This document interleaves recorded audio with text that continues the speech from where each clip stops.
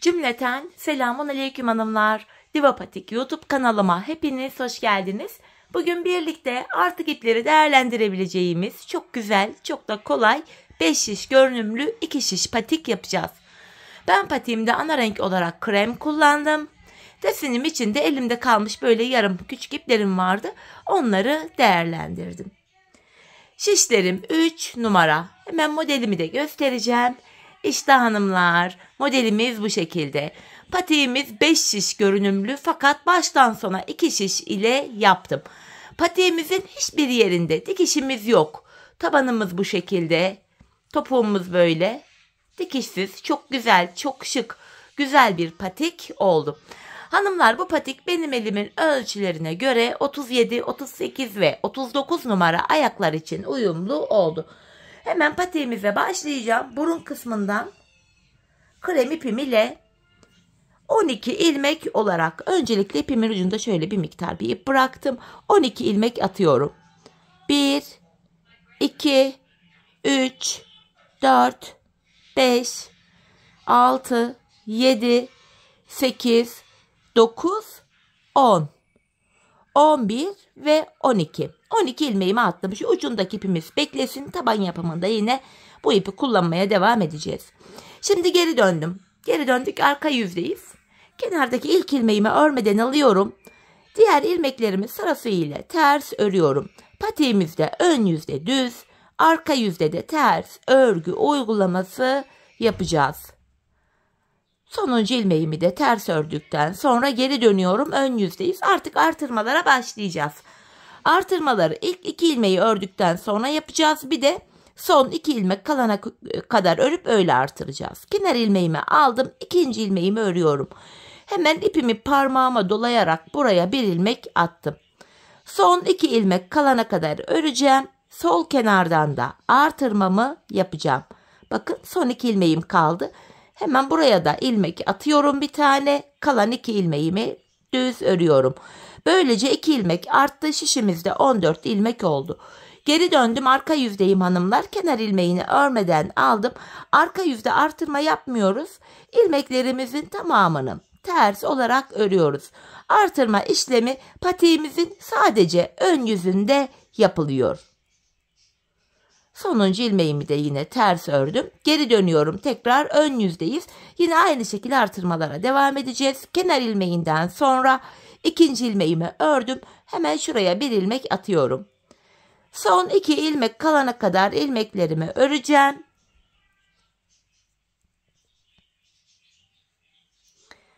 Bakın, son 2 ilmek var. Hemen buraya da artırmamı yapıyorum. Kalan 2 ilmeğimi örüyorum. Böylece 16 ilmek oldu. Geri dönüyorum, yine arka yüzdeyim. Kenar ilmeğimi aldıktan sonra ilmeklerimi artırma yapmadan sıra sonuna kadar ters olarak örüyorum.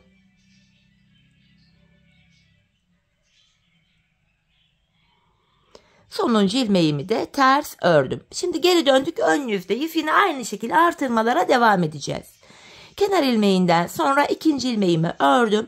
Hemen şuraya bir ilmek atıyorum. Son 2 ilmeğim kalana kadar öreceğim.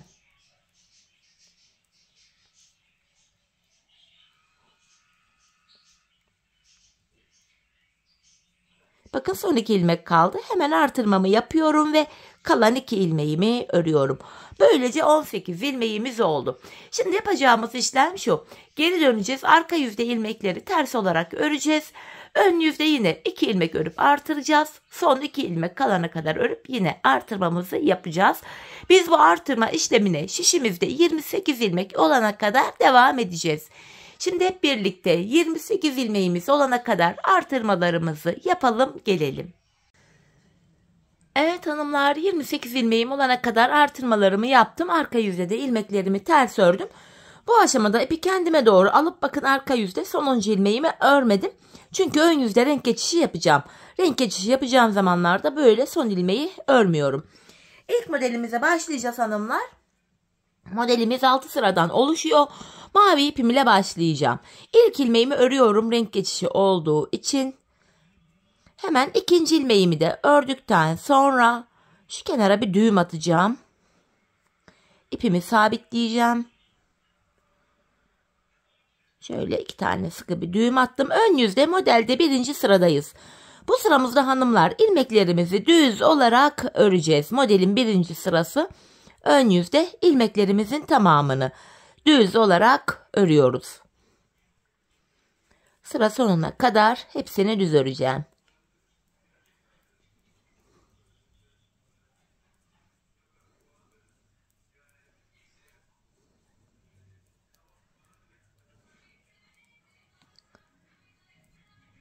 Sonuncu ilmeğimi de örüyorum. Hepsini düz ördük. Şimdi arka yüzde modelde 2. sıradayım. Kenar ilmeğini aldıktan sonra devamında gelen ilmekleri de arka yüzde ters olarak örüyorum. Modelin 2. sırası arka yüzde ilmekleri ters örüyoruz.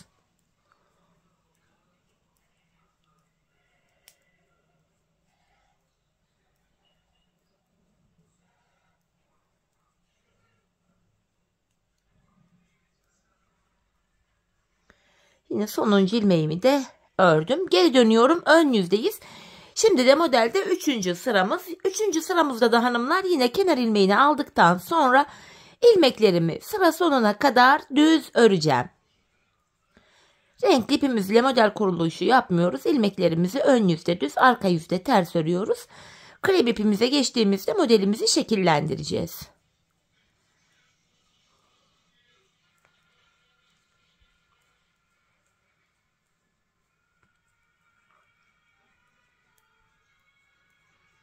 Sonuncu ilmeğimi de ördüm. Geri dönüyorum. Arka yüzde modelde 4. sıradayız. Kenar ilmeğini aldıktan sonra devamında gelen ilmekleri arka yüzde 4. sırada ters olarak örüyorum.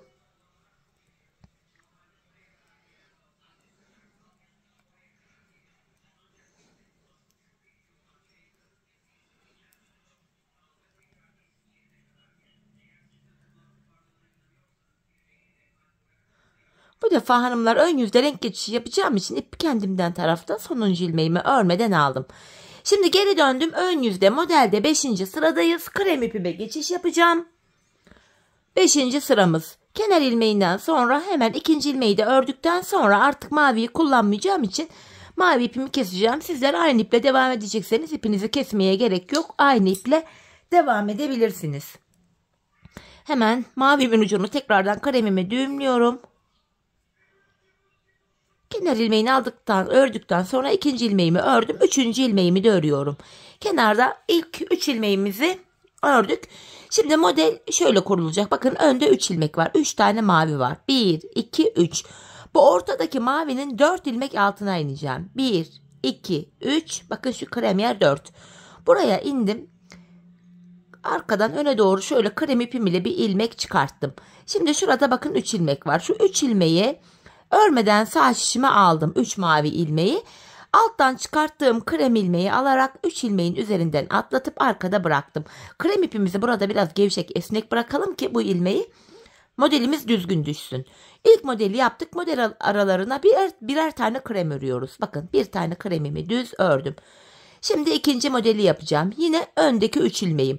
Ortadaki ilmeğimin 4 ilmek altına ineceğim. 1, 2, 3 ve 4. Buradan şöyle krem bir ilmek çıkarttım. Şu öndeki 3 tane mavimi yine örmeden sağ şişime aldım ve bu krem ilmeği 3 mavinin üzerinden atlatıp arkada bıraktım. Hemen yanına bir tane krem ilmek düz örüyorum. İlk 2 modelimizi yaptık hanımlar bu şekilde. İlk 2 modelimizi oluşturduk. Şimdi aynı şekilde modelimizi yapmaya devam edeceğiz. Yine önde 3 mavim var. Ortadaki mavinin 4 ilmek altına inerek şöyle uzunca bir ilmek çıkartıyorum. 3 tane mavi ilmeği sağ şişime aldım. Bu krem ilmeği 3 mavinin üzerinden atlatıp arkada bıraktım ve bir ilmek krem örüyorum yanına. Tekrardan öndeki 3 ilmeğe model kuracağız. Ortadaki ilmeğimin 4 ilmek altına inerek uzunca bir ilmek çıkarttım.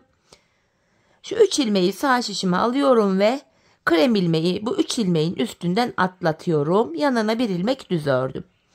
İlk 4 modelimizi yaptık. Şimdi 5. modeli yapacağız. Önde 3 ilmeğim var. Yine orta ilmeğin 4 ilmek altına inerek uzun bir ilmek çıkarttım. Bu 3 ilmeği sağ şişime aldım ve krem ilmeği bu 3 ilmeğin üstünden atlattım. Araya bir tane krem örüyorum. 5. modelimizi de böylece yaptık hanımlar. Şimdi 6. ve sonuncu modelimi yapacağım. Öncelikle 3 ilmeğim var. Ortadaki ilmeğimin 4 ilmek altına inerek şöyle uzunca bir ilmek çıkarttım. 3 maviyi sağ şişime alıyorum ve kremi 3 ilmeğin üzerinden atlattım. Yanına bir ilmek düz örüyordum. Bakın son bir kenar ilmeğim kaldı. Onu da düz olarak ördüm. Modelimizin 5. sırasını hanımlar bu şekilde yaptık. Şimdi arka yüzde 6. sırayı yapacağız. Geri döndüm. Kenar ilmeğini alıyorum. Kremimi krem ile ördüm. Bu sıramızda hanımlar yapacağımız işlem şu. Bakın buralarda 3'er tane mavi ilmek var. Bu ortalardaki maviyi örmeden alacağız. Diğer ilmeklerin tamamını krem ile ters öreceğiz. Bakın bu ortadaki bir mavimi örmeden sağ şişime alıyorum. Diğerlerini krem ile örüyorum. Bir maviyi, ortadaki bir maviyi örmeden alıyorum. Diğerlerini krem ipim ile ters örüyorum. Modelimizin 6. ve sonuncu sırası da bu şekilde yapılıyor hanımlar. İlk modelimizi böylece tamamlamış olduk. Ve kalan son 4 ilmeğimi de krem ile ördüm. Evet hanımlar, işte ilk modelimiz bu şekilde. İlk modelimizi tamamladık. Şimdi model aralarına hanımlar ön yüzde düz, arka yüzde ters mavi krem ipimiz ile 2 sıra öreceğiz. Bakın model aralarında 2 sıra kremimiz var. Şimdi ön yüzdeyim. İlmeklerimi krem ipim ile 2 sıra öreceğim. Kenar ilmeğini aldım. Ön yüzdeyiz model arası için. İlmeklerimizi ana renk ipimiz ile yani krem ile sıra sonuna kadar düz olarak örüyoruz. Arka yüzde de ters öreceğiz. Böylece 2 sıra örmüş olacağız. Sonra ikinci modele başlayacağız. İkinci modeli de yine ilk model ile aynı şekilde yapacağız hanımlar. Hiçbir fark yok. Birebir aynı işlemi yapıyoruz. Sadece ben renk değiştirdim. Sonuncuyu da ördüm. Geri dönüyorum. Arka yüzdeyim. Arka yüzde de kenar ilmeğimi aldıktan sonra devamında gelen diğer ilmeklerimi ters olarak örüyorum.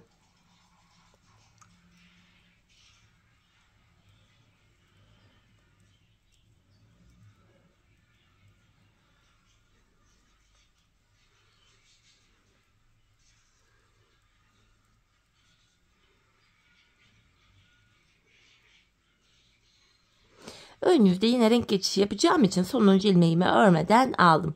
Bakın hanımlar, ön yüzdeyiz. İlk modelimiz gördüğünüz gibi tamamlandı. Aynı şekilde ben sarı ipimi kullanarak ikinci modelime başlayacağım hemen. Hemen şöyle sarı ipimi de alacağım. Modelime ekleyeceğim. Yine mavi modeli nasıl yaptıysak hanımlar sarıyı da aynı şekilde yapacağız. Model aynı, sadece renk farkı var. Hemen şu ilk 2 ilmeği ördükten sonra şu kenara düğümümü atıyorum. Şöyle 2 tane düğüm attım kenara. Şimdi modelde 1. sıradayız hanımlar. Bu 1. sırada ilmeklerimizin hepsini sıra sonuna kadar yine düz olarak örelim gelelim. Sıra sonuna kadar ördüm. Şimdi geri döndüm, arka yüzdeyim. Arka yüzde de modelin 2. sırası. Kenar ilmeğimi aldıktan sonra ilmeklerimizi sıra sonuna kadar ters olarak örelim gelelim. İlmeklerimi ters ördüm hanımlar. Şimdi geri döndüm, ön yüzde modelde 3. sıramız. Bu sıramızda yine kenar ilmeğini aldıktan sonra ilmeklerimizi sıra sonuna kadar tekrar düz olarak örelim gelelim. Evet hanımlar, ilmeklerimi ördüm. Şimdi geri dönüyorum. Renkli ipimizle son sıramız yani 4. sıramız arka yüzde. Kenar ilmeğimi aldıktan sonra yine ilmeklerimizi tekrar sıra sonuna kadar ters olarak örelim gelelim. Evet hanımlar, ilmeklerimi ördüm. Bu sıramızda artık ön yüzde renk geçişi yapacağım için sonuncu ilmeğimi örmedim. Şimdi geri dönüyorum. Ön yüzde modelde 5. sıramız. Krem ipim ile devam edeceğim. Kenar ilmeğini örüyorum. Yanına bir ilmek daha ördükten sonra Sarı ipimi de keseceğim. Çünkü bir sonraki modelde yine farklı renk kullanacağım. Şöyle sarıyı kesiyorum. Sarımın ucunu da kremime düğümledim yine. İlk 2 ilmeğimizi örmüştük. Hemen buraya 3. ilmeğimizi de ördüm. Tekrar alttaki modelin aynı şekilde modelimizi şekillendireceğiz. Ortada 3 ilmeğim var önde. Ortadaki ilmeğimin 1, 2, 3 bakın krem olan yere denk geldi 4. Burada 4 ilmek aşağıya inerek şöyle uzun bir ilmek çıkarttım. Burada 3 sarı ilmeği örmeden şişime alıyorum ve kremi 3 ilmeğin üzerinden atlatıp arkada bıraktım. Yanına bir krem örüyorum. Tekrardan yarım örmüşüm, şunu hemen düzelteyim. Öndeki 3 ilmeğe model kuracağım. Orta ilmeğimin 4 ilmek altına inerek uzunca bir ilmek çıkarıyorum. Öndeki 3 sarı ilmeğimi sağ şişime örmeden aldım. Bu krem ilmeği 3 sarının üzerinden atlatıp arkada bırakıyorum. Yine arada bir tane kremimiz var. Modelimizin 5. sırasını da hanımlar bu şekilde tamamlıyoruz. Şöyle 3. modeli de tamamladım. Model arası için şuraya bir ilmek krem ördüm. Yine bir sonraki modeli de yapalım. Önde 3 ilmeğim var. Ortadaki ilmeğimin 4 ilmek altına inerek uzun bir ilmek çıkarıyorum. Sonra bu ilmeği öndeki 3 sarı ilmeğin üzerinden atlatıp arkada bırakıyorum.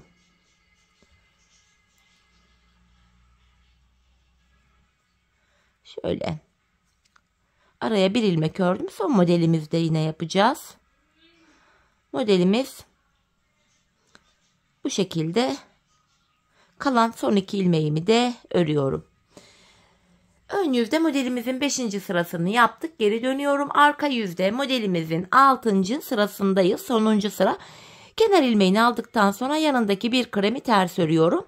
Bakın buralarda 3'er tane sarı var. Ortadaki sarıları örmeden sağ şişimize alacağız. Kalan ilmekleri krem ile öreceğiz. Sadece 3 sarı var. Ortadaki sarıyı örmeden sağ şişimize alıyoruz. Diğerlerini krem ile örüyoruz. Bakın 3 krem, 1 sarı örmeden aldım. 3 tane krem ters örüyorum. Ortadaki bir sarıyı örmeden aldım. 3 tane krem, ortadaki bir sarıyı örmeden aldım. Tekrardan 3 krem, ortadaki bir sarıyı örmeden aldım. Ve kalan 4 ilmeğimi de krem ipim ile örüyorum. Evet hanımlar, böylece 2. modelimizi de tamamlamış olduk. Şöyle. Şimdi krem ipimizle ön yüzde düz, arka yüzde ters 2 sıra öreceğiz. Sonra 3. modeli başlatacağız. Ben sırasıyla modellerinde yeşil ve gül kurusu pembe kullandım. 4 tane modele tamamlayacağız hanımlar. Aynı işlemi 4 kere tekrar edeceğiz. Zaten ilk ikisini birlikte yaptık. Şimdi dediğim gibi ön yüzde düz, arka yüzde ters 2 sıra krem ördükten sonra ilk 2 modelle aynı şekilde 6 sıradan oluşan 3. modeli yapacağız. Yine araya 2 sıra krem ipimiz ile öreceğiz. Sonra 4. modele başlayacağız. 4. modelimiz de bittikten sonra yine krem ipimiz ile ön yüzde düz, arka yüzde ters öreceğiz hanımlar. Buraya kadar örelim gelelim, ardından bilekten sonrasına birlikte başlayalım.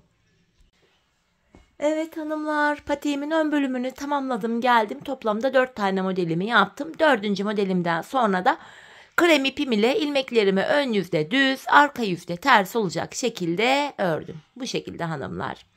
Şimdi bilek bölümüne geçeceğiz patiğimizde. Yapacağımız işlem şu: bilek ayrımı için tam ortadan şuradan bilek ayrımı yapacağız. Şişimizde 28 ilmek var.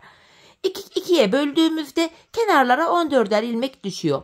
Kenar ilmeğini örmeden aldım. Bakın ön yüzdeyim. 2. ilmeğimi örüyorum. 3, 4, 5, 6, 7, 8, 9, 10, 11, 12, 13, 14. ilmeği örerken öndeki ikisini alıyorum. İkisini şöyle yer değiştirdim.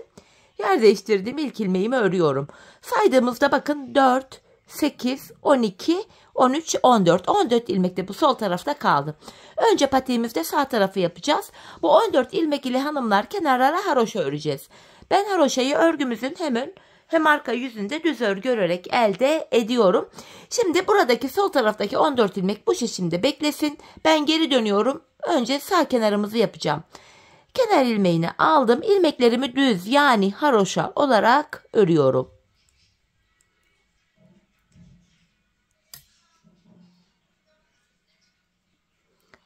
Sonuncuyu da ördüm. Geri döndüğümüzde hanımlar bakın burada bir diş haroşamız oluştu. 14 ilmekle patiğimizin sağ kenarına haroşalar yapacağız. 14 ilmeğin tamamını haroşa örüyoruz. Şimdi ön yüzdeyim. İlmeklerimi yine düz olarak örüyorum. Bakın sonuncu ilmeğimi de ördüm. Geri döndüm, arka yüzdeyim. Arka yüzde de yine bu ilmeklerimi kenar ilmeği örmeden alıyorum. Düz olarak örüyorum. Bu şekilde bilek ayrımını yaptık ve önce patiğimizin sağ kenarını haroşa olarak örüyoruz. Evet, hemen sonuncu ilmeğimi de ördükten sonra geri dönüyorum. Baktığımızda hanımlar burada 2 diş haroşamız oluştu. Ben patiğimizin şu kenarlarına 14'er diş haroşa ördüm. 14 diş, yani 14 sıra. Tam oldu benim ölçüme göre. Sizler bu aşamada patiğinizi örerken bakın ölçüyü nasıl alacağınızı gösteriyorum. Sonra benimki büyük oldu, küçük oldu gibi yorumlar yapmayın. Bakın patiğin şu uç kısmını ayak parmağınızın ucuna denk getireceksiniz hanımlar. Bakın şu bölüm arka bölüm oluyor. Arka bölümü de şu topuğun kenarına gelene kadar öreceksiniz. Arka bölümün ölçüsünü alırken biraz da esneterek alın. Çünkü haroşa örgü esnek bir yapıya sahip. Topuğunuzun kenarına gelene kadar örmeniz gerekiyor. Ben 14 sıra ördüm, tam oldu. Şimdi hep birlikte sağ kenarımızı örelim, gelelim. Evet hanımlar, patiğimin sağ kenarını ördüm, geldim. Burada 14 diş haroşam var. İpimi de şu kenarda bıraktım. Bilek tarafında değil, sağ tarafta bıraktım. Şimdi bu şişimi çekeceğim. Tığ yardımı ile buradaki 14 ilmeğimin arasından ip geçireceğim. 7 kişiniz varsa burada hanımlar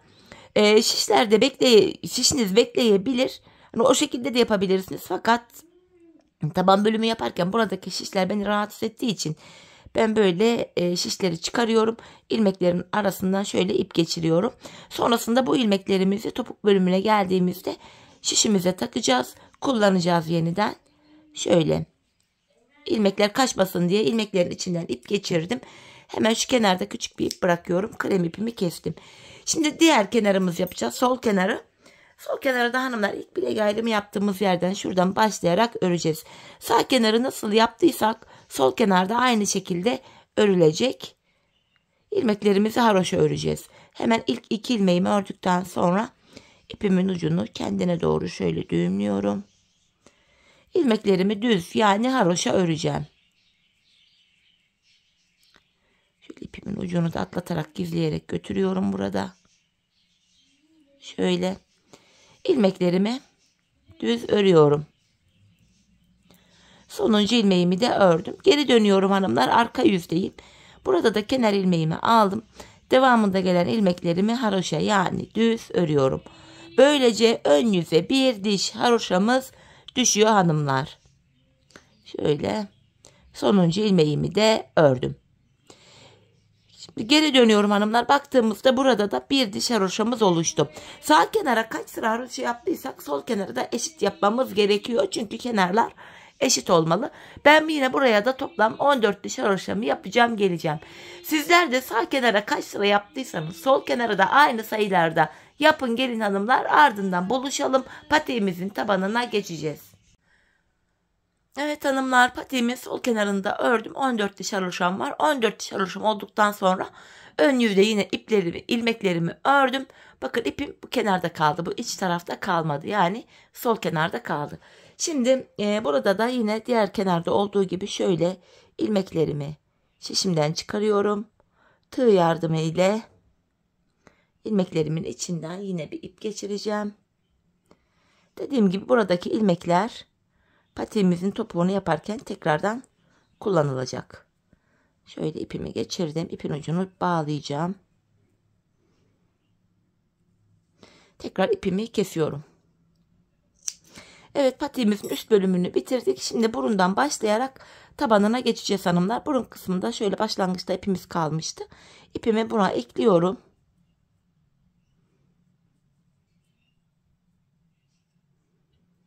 Şöyle buraya düğümümü attım. 12 ilmek olarak başladığımız yerden 12 ilmek çıkaracağız hanımlar. Tabanına geçeceğiz. Bakın ipimizin ilk geldiği ilmek yeri, şu kenar ilmek yeri, işte başlangıç yeriydi. Buraya girerek şöyle ilk ilmeğimi çıkarıyorum. Sırasıyla hanımlar bu başlangıç yerlerine girerek ilmekler çıkaracağız. Şu birinci ilmeğim. Şu ikinci ilmeğim. Başlangıç yerine ilmeğin iki kanadına birden girelim. Patik burnumuz daha sağlam olur. Üçüncü ilmeğim oldu. 4, 5, 6, 7, 8, 9, 10, 11 ve bir ilmek de şu kenara girerek çıkarıyorum. 12. 12 ilmeğimi çıkarttım ön yüzde. Şimdi geri dönüyorum. Taban bölümünde de yine ön yüzde düz, arka yüzde ters örgü uygulaması yapacağız. Kenar ilmeğini aldıktan sonra diğer ilmeklerimi arka yüzde ters olarak örüyorum. 12 ilmeğin tamamını arka yüzde ters örüyorum hanımlar. Sonuncuyu da ördüm. Şimdi geri döndük, ön yüzdeyiz. Artık patiğimizin tabanını üst bölümüne ekleyeceğiz. İlmek sayılarımız da artacak. Şu anda ön yüzdeyiz. Bakın şu kenarlarda kenar ilmek yerleri var. V şeklinde görünüyor. Şuradaki ilk kenar ilmek yerime. Yani şuraya bakın. İlmeğin iki kanadına birden girdim. Buradan ilk ilmeğimi çıkarttım. 12 ilmek vardı. Bir ilmek bu sağ kenardan çıkarttım. 13 ilmek oldu. Bu ilmek çıkartma işlemini sadece ön yüzde yapıyoruz.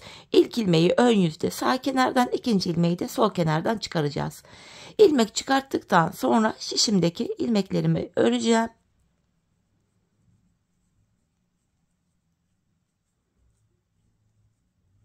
Sonuncu ilmeğimi de ördüm. Şimdi de hemen şu kenardan, bakın ilk kenar ilmek yerine girerek ilmeğin iki kanadına birden girerek ilmek çıkarttım. Böylece 14 ilmek oldu. Geri dönüyorum, arka yüzdeyim. Arka yüzde ilmek çıkartma işlemi yok. Kenardaki ilmeği örmeden aldım. İlmeklerin tamamını sıra sonuna kadar ters olarak örüyorum.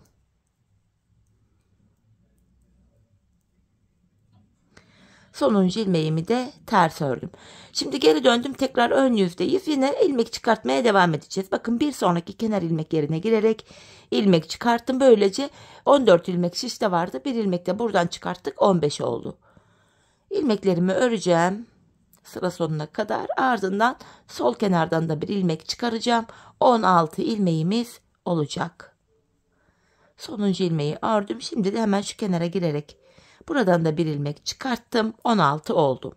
Geri dönüyoruz hanımlar. Arka yüzde ilmek çıkartmıyoruz. Kenar ilmeğini aldıktan sonra devamındaki ilmeklerimi ters olarak örüyorum.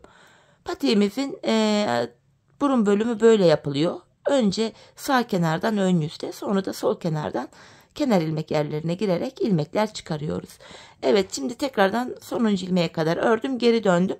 Yine bir sonraki kenar ilmek yerine girerek bakın ilmek çıkarttım. Şimdi de 17 ilmek oldu. İlmeklerimi düz olarak öreceğim. Sonra da sol kenardan ilmek çıkaracağım. Burun kısmı bu şekilde yapılacak. Hem patiğimizin tabanı üste ekleniyor hem de ilmek sayılarımız artıyor bu aşamada. Sonuncu ilmeğimi de ördüm. Bakın bir sonraki kenar ilmek yerine ilmeğin iki kanadına birden girerek ilmek çıkarttım. 18 ilmeğim oldu. Şimdi geri döneceğiz hanımlar. Arka yüzde ilmekleri öreceğiz. Ön yüzde önce sağ sonra sol kenardan bu kenar ilmek yerlerine girerek ilmekler çıkaracağız. Biz bu işleme şişimizde 28 ilmek olana kadar devam edeceğiz. Çünkü patiğimizin bu üst bölümünü yaparken de 28 ilmek olana kadar artırmaları yapmıştık. Eşit olacak sayı. 28 ilmek olana kadar patiğimizin tabanını örelim gelelim. Evet hanımlar, 28 ilmeğim olana kadar ördüm geldim. İlk 27. ilmeğimi sağ kenardan, 28. ilmeğimi de bu sol kenardan çıkarttım. Şimdi geri dönüyorum. Artık 28 ilmek olarak tabanımız örülecek, ilmek artışı olmayacak. Yapacağımız işlem şu. Arka yüzdeyim, ilk ilmeğimi yine örmeden aldım. İlmeklerimi ters olarak örüyorum. Hanımlar, son 2 ilmeğim kalana kadar ilmeklerimi ters öreceğim. Şişimde son 2 ilmek kalana kadar.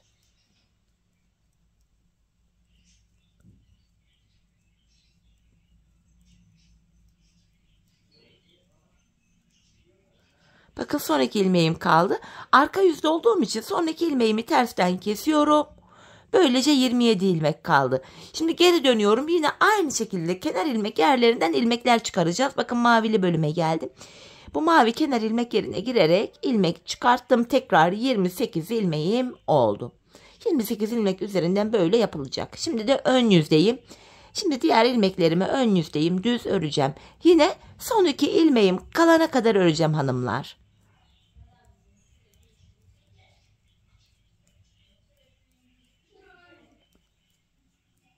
son 2 ilmek kalana kadar ilmeklerimi örüyorum. Bakın son 2 ilmeğim. Ön yüzde olduğum için son 2 ilmeğimi şöyle düzden kesiyorum. Yine 27 ilmek kaldı. Burada da yine karşılıklı aynı şekilde, bakın aynı hizadan gidelim ki patiğimizin tabanı eşit gitsin. Burada da ilk mavi kenar ilmek yerine girerek ilmek çıkarttım.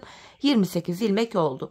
Geri dönüyorum. Yapacağımız işlem bu. Yine kenardaki ilmeğimi örmeden aldım. İlmeklerimi ters öreceğim. Hanımlar, bu taban bölümünde eğer ki ön yüzdeysek son 2 ilmek kalana kadar öreceğiz. Son 2 ilmeği düzden keseceğiz. Arka yüzdeysek de son 2 ilmek kalana kadar ters öreceğiz ve son 2 ilmeği tersten keseceğiz.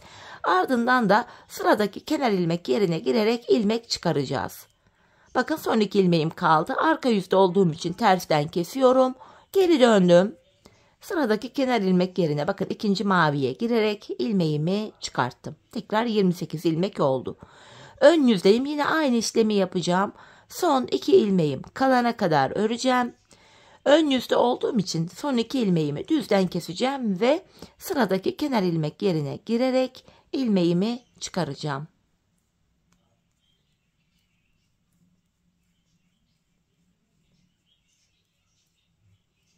Bakın son 2 ilmeğim, ikisini düzden keserek örüyorum ve bir sonraki mavi kenar ilmek yerine girerek şöyle ilmeğimi çıkarıyorum şuradan.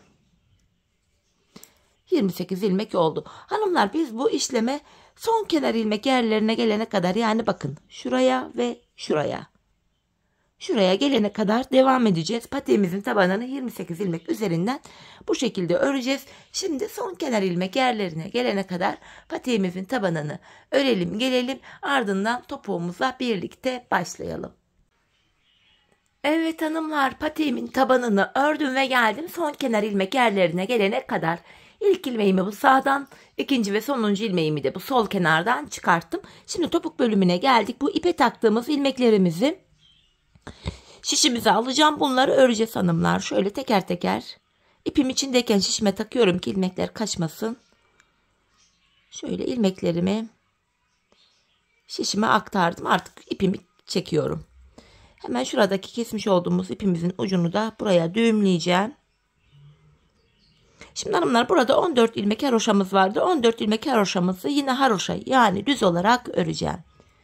Sıra sonuna kadar 14 haroşamı örüyorum. İşte ipimin ucunda gizleyerek götürüyorum şöyle atlatarak.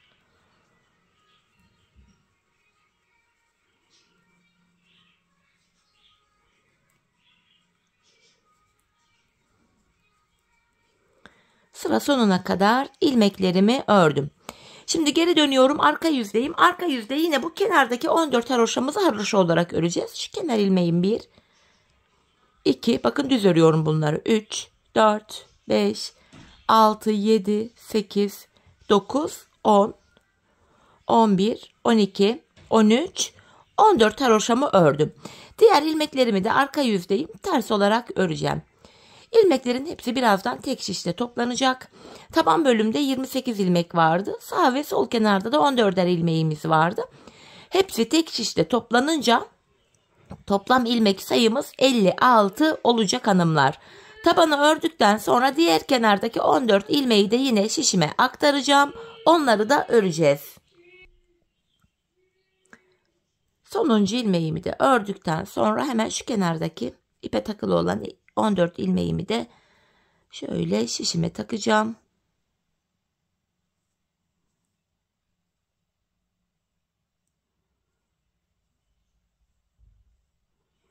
Bu şekilde hepsini taktım. Bu yeşil ipimi de çekiyorum artık. Buradaki ilmekleri de öreceğiz. Haroşalar düz örülecek. Yine şu ipimizin ucunu düğüm arkada kalsın. Şöyle arkadan düğümleyeceğim. Patiğimiz sökülmesin hanımlar, şöyle. Bu 14 ilmeğimi de yine haroşa olarak örüyorum. Yani düz olarak. Bu şekilde sıra sonuna kadar 14 haroşamı öreceğim. Ön yüzde de topuğumuzu kesmeye başlayacağız. İlmeklerimizin hepsi böylece tek şişte toplandı. Şimdi geri dönüyorum, ön yüzdeyim. Hanımlar, topuk kesiminde bize kolaylık sağlasın diye sol kenara 24 ilmek ayıracağım. Sayalım. 4, 8, 12, 16, 20, 24. 24 ilmeği şöyle ayırıyoruz. Yeri belli olsun diye şöyle bir ipi de buraya takayım hanımlar. Ayırdığımız yer belli olsun diye şöyle ilmek arasına şöyle ipi takıverdim. Şimdi topuğumuzu örmeye başlayacağız. Bu bölümde şu kenardaki 14 haroşamız yine haroşa olarak örülecek. Topuk bölümünde de model bütünlüğü sağlansın diye. Şimdi 14 haroşamızı öreceğiz. 2, 3, 4, 5, 6, 7, 8, 9, 10, 11, 12, 13, 14 haroşamı ördüm. Şimdi ön yüzdeyim. Sayarak örmeye devam edeceğim. İlmekleri düz öreceğim ön yüzde olduğum için. Şu ipi de gizleyerek götüreyim. Şu 15. ilmeğim, 16, 17, 18, 19, 20, 21, 22, 23 ilmek ördüm. 24. ilmekte öndeki ikisini birlikte kesiyorum. Kesimimizi yaptık. Zaten bu sol tarafa da 24 ilmek ayırmıştık. Burada da 23 ördük. 24'te kesimimizi yaptık. Şu işaretlediğimiz yere kadar aradaki ilmeklere baktığımızda burada da 7 ilmek kaldı. Bu 7 ilmek her seferinde birer birer kesilecek, eksilecek, bitecek ve böylece topuğumuz oluşacak. Şimdi yapacağımız işlem şu.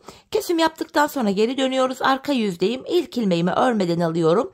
Son 14 haroşama kadar olan ilmekleri arka yüzde olduğum için ters öreceğim. Şöyle şuradaki ilmeği de ters ördüm. Bakın son 14 ilmeğime geldim. Haroşalarımı son 14 ilmeğimi düz örüyorum.